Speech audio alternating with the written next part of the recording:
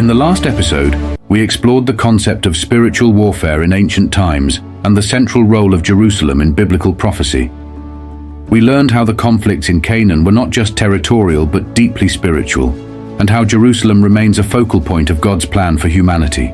Throughout history, various political attempts have been made to resolve the conflict in Palestine, from the United Nations partition plan in 1947 to the numerous peace accords brokered by different nations. However, these attempts have often failed. According to biblical prophecy, these failures are not surprising. The Bible suggests that any attempt to divide the land without recognizing its divine significance will lead to divine judgment. In Joel 3:2, God says, "I will gather all nations and bring them down to the valley of Jehoshaphat. There I will put them on trial for what they did to my inheritance, my people Israel, because they scattered my people among the nations and divided up my land."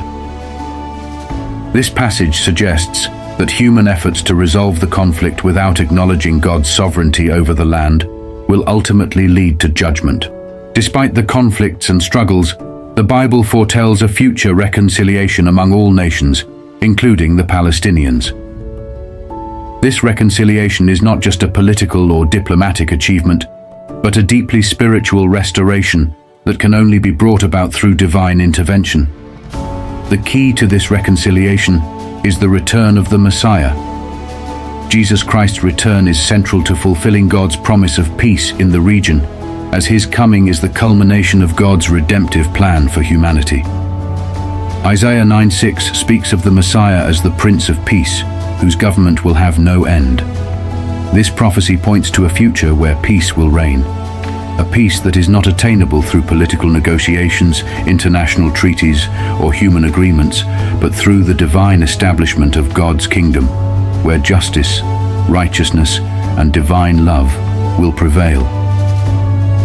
The peace that the Messiah will bring is described as an enduring peace, one that goes beyond temporary ceasefires or treaties. It is a peace that will transform not only the political landscape, but also the hearts and minds of people across the world, bringing an end to all hostility and division. The New Testament also speaks extensively of the reconciliation that will come through Jesus Christ. In Ephesians 2:14, Paul writes, "For he himself is our peace, who has made the two groups one and has destroyed the barrier, the dividing wall of hostility." This passage emphasizes that Jesus' death and resurrection have made it possible for Jews and Gentiles to be reconciled, not only to God, but also to one another. The reconciliation brought by Christ is profound because it breaks down the barriers that have separated humanity for generations. These barriers, whether ethnic, national, cultural, or religious, have caused countless conflicts and divisions throughout history. The work of the Messiah is to destroy these walls of separation, creating a unified people under God. The barriers that divide people, whether based on ethnicity, nationality, or religious differences, will be broken down through the work of the Messiah, allowing for a new era of unity and peace. This unity is not superficial, but is rooted in a deep spiritual transformation as individuals are reconciled to God and to each other. The power of Christ's reconciliation is transformative, offering a new way of living that transcends the old divisions and enmities. Furthermore, the New Testament describes this reconciliation as an essential part of God's ultimate plan for humanity. In Colossians 1:19-20, Paul writes, "For God was pleased to have all his fullness dwell in him, and through him to reconcile to himself all things, whether things on earth or things in heaven, by making peace through his blood, shed on the cross." This passage highlights the cosmic scope of Jesus' work of reconciliation, extending beyond just the people of Israel and encompassing all of creation. The return of the Messiah will bring about a restoration of the entire created order, where all things will be brought into alignment with God's purposes.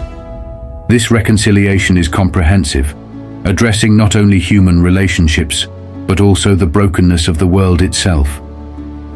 The promise of the Messiah's return is that all the pain, suffering, and division that have plagued humanity will be healed, and a new age of peace and harmony will begin. This future reconciliation will fulfill God's promises to Abraham, Isaac, and Jacob, ensuring that the blessings given to them will extend to all nations, bringing about the ultimate fulfillment of God's redemptive plan. The reconciliation that the Messiah brings is also characterized by the establishment of true justice and righteousness. In Isaiah 11:1-10, the prophet describes the reign of the Messiah as one marked by righteousness and justice for the poor and oppressed. This vision of the Messiah's rule is one where equity and fairness are established and the marginalized are uplifted. The Messiah's return will bring an end to the injustices that have fueled conflict in the region for so long, replacing them with a kingdom where all people are treated with dignity and respect. This vision of justice is not merely theoretical. It is a tangible reality that will be established on earth, bringing about a complete transformation of society. The establishment of this kingdom will fulfill the hopes of all those who have longed for true peace and justice, and it will mark the beginning of an era where the knowledge of the Lord will fill the earth as the waters cover the sea. The hope for peace through the Messiah is not limited to the cessation of hostilities, but encompasses the creation of a new community where people live in harmony with one another and with God. This vision of peace includes the healing of relationships, the end of hatred and enmity, and the establishment of a society based on love, compassion, and mutual respect. The barriers that have divided people for centuries will be removed, and all nations will come together to worship the true God. This universal reconciliation is the ultimate goal of God's redemptive plan, and it is made possible through the work of Jesus Christ. The return of the Messiah will usher in a new age where the promises made to the patriarchs are fulfilled, and the people of God are united in worship and service to Him. The peace that the Messiah brings is not just the absence of conflict, but the presence of God's kingdom, where His will is done on earth as it is in heaven. For those who believe in the biblical narrative, the role of faith and prayer cannot be understated. The Bible calls on believers to pray for the peace of Jerusalem, Psalm 122, verse 6. Prayer is not just about the cessation of conflict, it is a recognition that true peace can only come through God's intervention. The story of Nehemiah highlights the importance of prayer, as Nehemiah prayed for God's intervention and was instrumental in rebuilding the walls of Jerusalem. Jesus also emphasized the power of prayer in bringing about God's kingdom. In the Lord's Prayer, Jesus taught His disciples to pray, "Your kingdom come, your will be done, on earth as it is in heaven." Matthew 6:10. The resolution of the Palestinian conflict is ultimately part of God's kingdom plan, and believers are called to pray for its fulfillment. The conflict over Palestine is far more than a political dispute. It is a deeply spiritual battle that has been unfolding for centuries. According to biblical prophecy, the land of Canaan was given to Abraham and his descendants as part of a divine covenant. The ongoing conflict, therefore, reflects a struggle that is beyond human resolution, one that involves spiritual warfare, divine judgment, and God's ultimate plan for humanity. The Bible presents a vision of hope, a future where the Messiah will return to establish peace, not just in Palestine but across the entire world.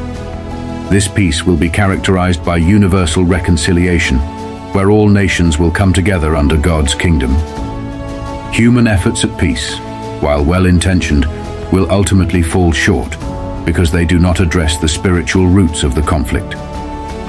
True peace will only come through divine intervention, as foretold in Scripture.